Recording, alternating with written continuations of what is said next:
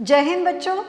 आज हम सामाजिक विज्ञान कक्षा 10 के अध्याय 13 भारतीय प्रजातंत्र की कार्यप्रणाली पढ़ेंगे। बच्चों, हमारा बहुत बड़ा देश है जहाँ बहुत सारी जनसंख्या निवास करती है और ऐसे देश में हमारी कार्यप्रणाली शासन की किस प्रकार की होगी उसी के बारे में हम विस्तृत जानकारी प्राप्त करेंगे।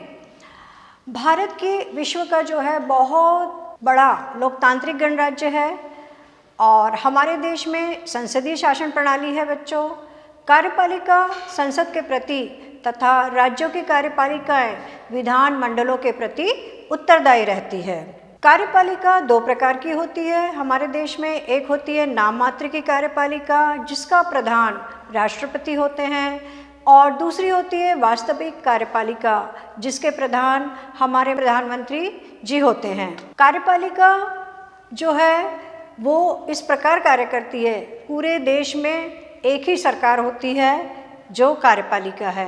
संघ का मतलब होता है राज्य, जिसे संघ अथवा केंद्र सरकार कहते हैं। राज्य की भी एक सरकार होती है जिसे राज्य सरकार कहते हैं।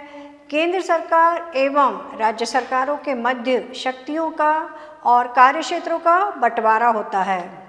केंद्र शासन में राष्ट्रपति सबसे प्रमुख होते हैं, उनके अधीनस्थ प्रधानमंत्री और प्रधानमंत्री के अधीनस्थ होती है मंत्रिपरिषद। भारतीय संसद और सर्वोच्च न्यायालय भी इसी के अंतर्गत आते हैं। राज्य शासन में राज्यपाल प्रमुख होते हैं, राज्यपाल के अधीनस्थ मुख्यमंत्री, मुख्यमंत्री के अधीनस्थ मंत्रिपरिषद और मंत्रिपरिषद के अंतर्गत विधानमंडल और उच्च न्यायालय, ये सभी प्रांतीय शासन के अंतर्गत आते हैं। हम स्थानीय प्रशासन भी पढ़ेंगे बच्चों, जिसके अंतर्गत नगर निगम, नगर निगम के अधीनस्थ नगर पालिकाएँ, नगर पालिकाओं के अधीनस्थ जिला पंचायत और जिला पंचायत के अधीनस्थ जनपद पंचायत आती है। भारत जो है वो मुख्यतः राज्यों में विभाजित है और मुख्यतः 29 राज्य और 7 केंद्र शासित प्रदेशों में विभाजित है। राज्य जो है वो संभागों में विभाजित है बच्चों, और संभाग जिलों में और जिले तहसीलों में, और हमारे देश की सबसे छोटी इकाई है ग्राम, और जिसे गांव कहा जाता है। इस प्रकार हमारी शासन व्यवस्था 4 भागों में बटी हुई है। हमारे देश में बच्चों संघात्मक शासन प्रणाली लागू की गई है और इसके मुख्य विशेषताएं या लक्षण इस प्रकार हैं। सबसे पहला है दोहरी सरकारें। देश में दोहरी सरकारें हैं, एक राज्य सरकार और दूसरी केंद्र सरकार। शक्तियों का विभाजन 2 भागों में हुआ है, राज्य सरकार में और केंद्र सरकार में। हमारे देश में संविधान एक लिखित है और हमारा संविधान सर्वोच्च है, और संविधान के लिखित स्वरूप के आधार पर ही यह कार्यप्रणाली संचालित होती है। न्यायपालिका की सर्वोच्चता है, हमारा न्यायपालिका सर्वोच्च है और स्वतंत्र है। द्विसदनात्मक व्यवस्थापिका है हमारे यहाँ, सदन में 2 सदन होते हैं, इसलिए इसको द्विसदनात्मक व्यवस्थापिका कहा जाता है। हमारे यहाँ शक्तियों का विभाजन संघीय सूची, राज्य सूची, समवर्ती सूची और अवशिष्ट सूची के आधार पर होता है। संघीय सूची में 97 विषय होते हैं जो राष्ट्रीय महत्व के होते हैं, जिन पर केंद्र सरकार कार्य करती है। राज्य सूची क्षेत्र में क्षेत्रीय सूची होती है, यहाँ पर 62 विषयों पर, महत्वपूर्ण विषयों पर राज्य सरकार कानून बनाती है। समवर्ती सूची होती है तीसरी, जिसमें 47 विषय थे तथा 42वें संशोधन के बाद इसमें 4 और जोड़े गए हैं, एक अन्य जोड़ा गया है। इस तरह 52 विषयों पर समवर्ती सूची में कानून बनाए जाते हैं। चौथा है बच्चों अवशिष्ट सूची, जो तीनों सूचियों में जिस विषय का संकलन नहीं किया गया है, जो बच गए हैं, उसे अवशिष्ट सूची में शामिल किया जाता है। प्रशासनिक शक्तियों का विभाजन किस प्रकार किया गया है। जो राष्ट्रीय महत्व के विषय होते हैं उनमें केंद्र सरकार राज्य सरकारों को निर्देश देकर कार्य करवाती है। संघीय कार्यपालिका कुछ कार्य राज्य सरकार को भी सौंप सकती है। अखिल भारतीय सेवाओं के अधिकारियों का चयन संघीय लोक सेवा आयोग करता है और ये अधिकारी अपने राज्य व केंद्र सरकार में अपनी सेवा देते हैं। इस प्रकार केंद्र सरकार और राज्य सरकार पर अपनी पकड़ बनाए रखते हैं, अर्थात अपना नियंत्रण बनाते हैं। प्रशासनिक शक्तियों का विभाजन जो है वो केंद्र सरकार और राज्य सरकारों को समय समय पर अनुदान देती है। और इसी से अनुदान के आधार पर उनकी शक्तियों का विभाजन होता है। किसी राज्य का क्षेत्र बढ़ाने, घटाने, उसकी सीमाओं में परिवर्तन करने की शक्ति केंद्र सरकार को प्राप्त है और इसके संसद जो है इसका उपयोग करती है। निम्न परिस्थितियों में बच्चों संसद राज्य सूची के विषयों पर भी कानून बना सकती है। राज्यसभा द्वारा किसी विषय को राष्ट्रीय महत्व का घोषित करने पर संसद इसके लिए कानून बना सकती है। राष्ट्रपति द्वारा आपातकाल घोषणा किए जाने पर भी कानून राज्य का केंद्र सरकार बना सकती है। राज्य में राष्ट्रपति शासन लागू होने पर भी केंद्र सरकार को यह अधिकार प्राप्त हो जाता है। राज्य विधानमंडल द्वारा स्वयं प्रस्ताव पारित करने पर भी केंद्र सरकार को यह अधिकार प्राप्त हो जाता है कि वह राज्य सूची के विषयों पर भी कानून बना सके। उपरोक्त लक्षणों के अनुसार संघ केंद्र सरकार अधिक शक्तिशाली है। हमारे यहाँ 3 प्रकार की कार्यकारिणी चलती है, व्यवस्थापिका, कार्यपालिका और न्यायपालिका। व्यवस्थापिका का कार्य है कानून बनाना, कार्यपालिका का कार्य है कानून को लागू करना तथा न्यायपालिका की व्यवस्था इसलिए है कि जो कानून बने हुए हैं उनका उल्लंघन करने वाले अथवा अवहेलना करने वालों के लिए दंड की व्यवस्था न्यायपालिका करती है। इसी संदर्भ में हम लोग व्यवस्थापिका के कार्य पढ़ेंगे, जिसमें उसका सबसे महत्वपूर्ण कार्य है कानून का निर्माण। कानून का निर्माण व्यवस्थापिका करती है और दूसरा बहुत महत्वपूर्ण कार्य है संविधान में संशोधन करना। हालांकि भारत का संविधान एक कठोर और लिखित संविधान है जिसमें संशोधन होना इतना आसान नहीं है, फिर भी यह कार्य व्यवस्थापिका करती है जो संविधान में संशोधन कर सकती है। कई अन्य प्रशासनिक कार्य करती है, राज्य व शासन की नीतियों का निर्धारण करती है। वित्त संबंधी कार्य भी व्यवस्थापिका का ही कार्य में शामिल है। विचार विमर्श का कार्य, न्यायिक कार्य, समितियों और आयोगों का गठन करना भी व्यवस्थापिका का कार्य है। निर्वाचन संबंधी कार्य भी व्यवस्थापिका का ही कार्य है। और जो संसद है हमारी, उसके 2 अंग है, लोकसभा और राज्यसभा। लोकसभा सदस्यों की संख्या 545 होती है। ये सदस्य प्रत्यक्ष मतदान के आधार पर चुने जाते हैं। इनका कार्यकाल बच्चों 5 वर्ष का होता है। मध्य प्रदेश के 29 सदस्य निर्वाचित होकर लोकसभा में प्रवेश करते हैं। जो चुनाव के लिए जो नागरिक होते हैं वो 18 वर्ष की आयु पूर्ण करने के पश्चात ही अपना मतदान दे सकते हैं। प्रधानमंत्री की परामर्श पर राष्ट्रपति समय से पूर्व लोकसभा को भंग कर सकता है। लोकसभा में जो सदस्य हैं उन्हीं में से लोकसभा के अध्यक्ष को निर्वाचित किया जाता है। लोकसभा के अध्यक्ष के कार्य हैं वह सदन की कार्यवाही की अध्यक्षता करता है और सदन की कार्यवाही को संचालित भी करते हैं। सदन की शांति व्यवस्था स्थापित बनाए रखने के लिए अध्यक्ष का बहुत महत्वपूर्ण कार्य होता है, क्योंकि सदन में पक्ष और विपक्ष दोनों प्रकार के सदस्य होते हैं और वे अपने आपस में एक दूसरे पे आरोप और प्रत्यारोप लगाते हैं, जिससे शांति व्यवस्था भंग होती है, जिसे लोकसभा अध्यक्ष नियंत्रित करते हैं। कोई विधेयक धन विधेयक है या नहीं, यह निर्धारण भी लोकसभा के अध्यक्ष को ही करना पड़ता है। लोकसभा को बहुत सारी शक्तियां प्राप्त है बच्चों, विधायी शक्तियां, विधि निर्माण का कार्य, वित्तीय शक्तियां प्राप्त है। धन विधेयक लोकसभा में ही पारित किए जाते हैं। कार्यपालिका पर नियंत्रण रखने का अधिकार भी लोकसभा को है। मंत्रिमंडल लोकसभा के प्रति उत्तरदायी होती है। मंत्रिमंडल तब तक ही कार्यकाल में रहता है जब तक वह लोकसभा का विश्वास प्राप्त करता है। लोकसभा के सदस्य मंत्रिमंडलों के मंत्रियों से प्रश्न पूछकर शासकीय नीतियों का कार्यान्वयन प्रस्ताव तथा अन्य प्रस्ताव रखकर सरकार पर नियंत्रण रखता है। यह जनता के विचारों का मंच है, क्योंकि लोकसभा के सदस्य जनता के द्वारा चुने गए होते हैं, इसलिए इनके कार्यों को अधिक महत्व दिया जाता है और अन्य कार्य भी विविध कार्य लोकसभा संपन्न करती है। अब हम बात करते हैं बच्चों संसद के दूसरे सदन राज्यसभा की। और राज्यसभा के सदस्यों के लिए भी बच्चों निम्न योग्यताएं चाहिए। पहला, वह भारत का नागरिक हो। दूसरा, उसकी आयु या उससे अधिक हो।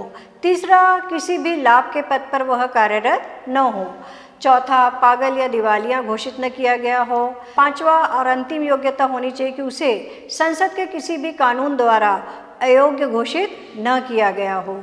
लोकसभा के सदस्यों का निर्वाचन राज्यों के निर्वाचित सदस्यों द्वारा अनुपातिक प्रतिनिधित्व पद्धति से किया जाता है। राज्यसभा एक स्थायी सदन है और इसे भंग नहीं किया जा सकता।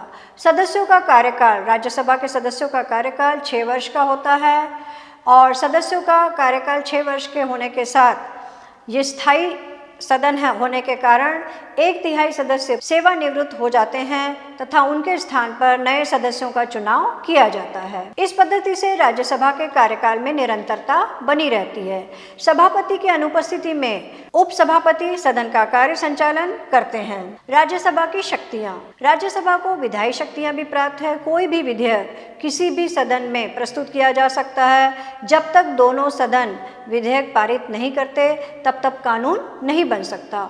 वित्तीय शक्तियाँ, कोई भी वित्त विधेयक पहले लोकसभा में प्रस्तुत किया जाता है और केवल विचार करने के लिए 14 दिनों के लिए राज्यसभा में भेजा जाता है। कार्यपालिका पर नियंत्रण करती है राज्यसभा। प्रश्न पूछकर, सार्वजनिक विषय पर चर्चा करके, बहस करके कार्यपालिका पर नियंत्रण रखती है। राष्ट्रपति, उपराष्ट्रपति के चुनाव में भी राज्यसभा भाग ले सकती है। राज्यसभा के सदस्य राष्ट्रपति, उपराष्ट्रपति, न्यायाधीश के विरुद्ध महाभियोग प्रस्ताव पर भी चर्चा कर सकते हैं। आपातकाल की पुष्टि भी 1 माह के भीतर राज्यसभा में देना आवश्यक होता है। यह उच्च सदन है और स्थायी सदन है, इसको विघटित नहीं किया जा सकता। इसके सदस्यों की संख्या 250 है। 238 सदस्यों का निर्वाचन राज्यों के विधानसभाओं के निर्वाचित सदस्यों द्वारा किया जाता है तथा 12 सदस्यों का मनोनयन भारत के राष्ट्रपति मंत्रिमंडल के परामर्श से करते हैं। मध्य प्रदेश से राज्यसभा में 11 सदस्य हैं। राज्यसभा 1/3 बहुमत से राज्य सूची के किसी भी विषय को राष्ट्रीय महत्व का घोषित कर सकते हैं। राज्यसभा उपस्थित और मत देने वाले सदस्यों में से कम 2/3 बहुमत से राष्ट्रीय हित में अखिल भारतीय सेवाओं के गठन का प्रस्ताव पारित कर सकती है। व्यवहार में लोकसभा अधिक शक्तिशाली है क्योंकि मंत्रिमंडल लोकसभा के प्रति उत्तरदायी है। वित्त विधेयकों के मामले में लोकसभा शक्तिशाली है। भारतीय संसद में विधि निर्माण की प्रक्रिया, कानून बनाने की प्रक्रिया, विधेयक प्रस्तुत किए जाने की प्रक्रिया लोकसभा से ही की जाती है। भारतीय संसद में विधि निर्माण की प्रक्रिया, बच्चों इसके बाद ये बहुत महत्वपूर्ण चीज़ है कि भारतीय संसद में कानून बनाने की प्रक्रिया किस प्रकार है। कानून बनाने के लिए विधेयक संसद में प्रस्तुत किए जाते हैं। हमारे देश में 2 प्रकार के विधेयक होते हैं, एक होता है साधारण, दूसरा होता है धन विधेयक। साधारण विधेयक जो है वो किस प्रकार पारित किया जाता है वह हम आपको बता रहे हैं। विधेयक की प्रतिलिपि बनाई जाती है और इसको समस्त सदन के सदस्यों को वितरित किया जाता है जिसे प्रस्तुतिकरण कहा जाता है। इसके उपरांत उस पर द्वितीय वाचन किया जाता है। प्रथम वाचन में केवल शीर्षक बताया जाता है, द्वितीय वाचन किया जाता है, फिर उस विधेयक के अनुरूप समिति की व्यवस्था की जाती है और फिर प्रतिवेदन किया जाता है। प्रतिवेदन से पूर्व चर्चा या बहस भी की जाती है। फिर तृतीय वाचन होता है और उसके बाद सदन के अध्यक्ष उसको प्रमाणित करते हैं और फिर राष्ट्रपति के समक्ष उसे प्रस्तुत किया जाता है हस्ताक्षर के लिए। धन विधेयक दूसरा विधेयक है हमारा धन विधेयक, जो साधारण विधेयक से बिल्कुल अलग है। इसे केवल लोकसभा में ही प्रस्तुत किया जाता है। लोकसभा में पारित होने के बाद राज्यसभा में भेजा जाता है, लेकिन राज्यसभा में केवल 14 दिन में ही इसे पारित करना होता है और उसमें वह कोई संशोधन नहीं कर सकता है। राज्यसभा धन विधेयक में कोई भी संशोधन नहीं कर सकता है। लोकसभा अध्यक्ष वित्त विधेयक पर हस्ताक्षर कर प्रमाणित कर राष्ट्रपति के समक्ष हस्ताक्षर के लिए रखा जाता है। जो पारित हो जाता है विधेयक तो राष्ट्रपति के हस्ताक्षर करने के लिए रखा जाता है। लेकिन बच्चों, अगर राष्ट्रपति को इस विधेयक में कोई संशोधन करना है तो पुनः यह प्रक्रिया लोकसभा और राज्यसभा में की जाती है और राष्ट्रपति के समक्ष रखा जाता है। अगर उसमें कोई भी संशोधन नहीं हुआ है, जैसा यथावत ही रहा है, तो राष्ट्रपति को हस्ताक्षर करने ही पड़ते हैं। कार्यपालिका का प्रमुख होते हैं राष्ट्रपति। राष्ट्रपति का निर्वाचन एक निर्वाचन मंडल द्वारा होता है बच्चों। संसद के दोनों सदन के सदस्य तथा राज्यों की विधानसभाओं के निर्वाचित सदस्य इस मंडल में होते हैं। राष्ट्रपति की शक्तियाँ, राष्ट्रपति को 2 प्रकार की शक्तियाँ प्राप्त है बच्चों, साधारण परिस्थितियों में और आपातकाल की परिस्थितियों में। साधारण परिस्थितियों में जो शक्तियाँ प्राप्त है उनमें है पहला कि लोकसभा के बहुमत दल के नेता को प्रधानमंत्री नियुक्त करते हैं तथा प्रधानमंत्री की सलाह से अन्य मंत्रियों की नियुक्ति की जाती है। अन्य कई प्रकार की नियुक्तियां भी जो है राष्ट्रपति करते हैं, जैसे जल, थल और नभ के अध्यक्षों की नियुक्ति राष्ट्रपति द्वारा होती है। विधायी शक्तियां हैं प्राप्त है, वित्तीय शक्तियां प्राप्त है, जिसके कोई भी वित्त विधेयक जो है बिना राष्ट्रपति की हस्ताक्षर के पारित नहीं हो सकता है। न्यायिक शक्तियां प्राप्त है राष्ट्रपति को, जो सर्वोच्च न्यायालय के न्यायाधीश की नियुक्ति करते हैं तथा उनकी सलाह से अन्य न्यायाधीशों की भी नियुक्ति की थी। सैनिक शक्तियां प्राप्त है, जो थल, जल और नभ के अध्यक्ष हैं सेना के, उनका भी निर्वाचन राष्ट्रपति द्वारा किया जाता है। राष्ट्रपति की आपातकालीन शक्तियां अलग है बच्चों। जब आपातकाल लागू होता है तो राष्ट्रपति सर्वसर्वा हो जाते हैं और राष्ट्रपति शासन लागू हो जाता है। यह आपातकाल किसी भी प्रकार का हो सकता है, बाहरी आक्रमण द्वारा या आर्थिक आपातकाल भी हो सकता है, जिसमें राष्ट्रपति के पास सारी शक्तियां एकत्रित हो जाती है। प्रधानमंत्री की शक्तियां, लोकसभा का बहुमत का दल का नेता प्रधानमंत्री होता है, जिसे राष्ट्रपति प्रधानमंत्री को नियुक्त करते हैं। मंत्रिपरिषद का गठन, लोकसभा के बहुमत दल के नेता प्रधानमंत्री जी की सलाह पर राष्ट्रपति मंत्रिपरिषद का गठन करता है। मंत्रियों के विभागों एवं कार्यों में प्रधानमंत्री हस्तक्षेप कर सकते हैं। मंत्रियों को हटाना हो, यह कार्य प्रधानमंत्री ही कर सकते हैं। मंत्रिपरिषद की बैठकों की अध्यक्षता प्रधानमंत्री ही करते हैं और कई नियुक्ति संबंधी कार्य प्रधानमंत्री करते हैं, जिन्हें वे राष्ट्रपति को परामर्श देकर भी कर सकते हैं। सरकार का अधिकृत प्रवक्ता प्रधानमंत्री है। प्रधानमंत्री सर्वोच्च नेता है पूरे शासन के, इनके पास वास्तविक शक्तियां निहित है। मंत्रिपरिषद या मंत्रिमंडल की विशेषताएं, प्रधानमंत्री मंत्रिमंडल के सर्वोच्च होते हैं और सामूहिक उत्तरदायित्व होता है मंत्रिमंडल का, और सभी कार्यशील गतिविधियों को गोपनीय रखा जाता है।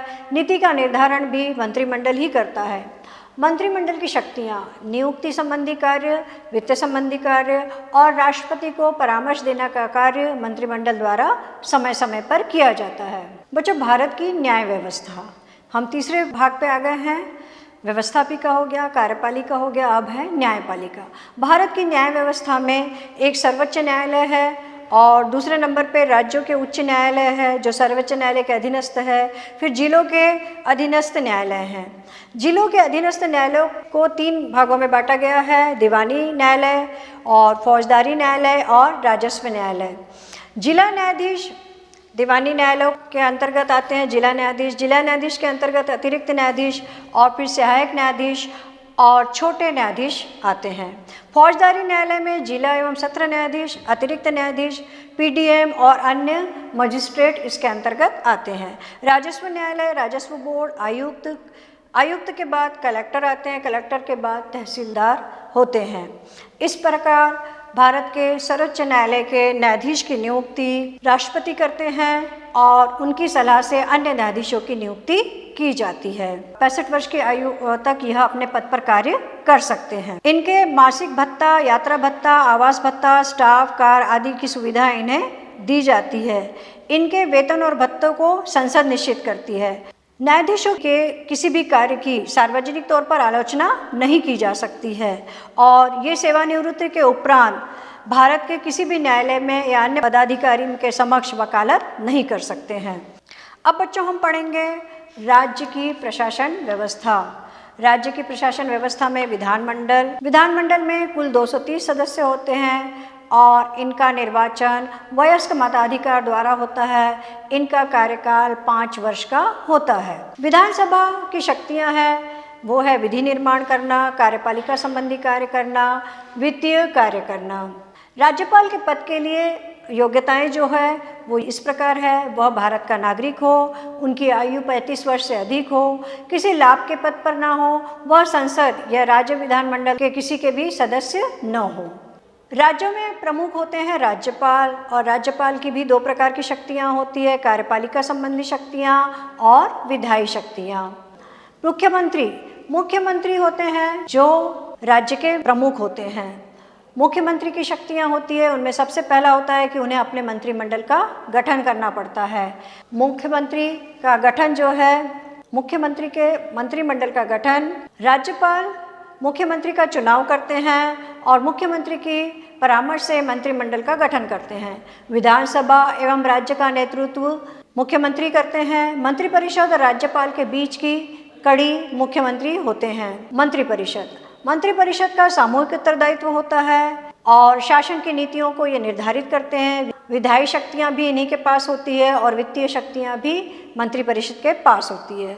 न्यायपालिका का गठन, राज्यों के लिए उच्च न्यायालय होते हैं और इनमें न्यायाधीशों की संख्या जो है वो सर्वोच्च न्यायालय के द्वारा निर्धारित की जाती है। इनके कार्यकाल, वेतन, भत्ते संसद द्वारा निर्धारित किए जाते हैं। स्थानीय प्रशासन, बच्चों स्थानीय प्रशासन में जिला पंचायत आती है, जनपद पंचायत और ग्राम पंचायत होती है।